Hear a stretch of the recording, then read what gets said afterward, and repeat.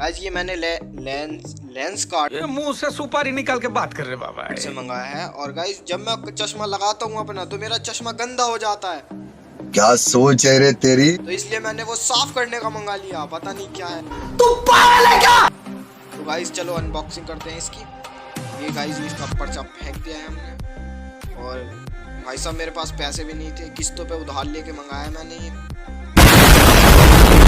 चलो बे खुल यार, खुल जा। खुल गया गाइस। और यहाँ पे देख सकते हो कितना प्यारा है, वाह। देखो आप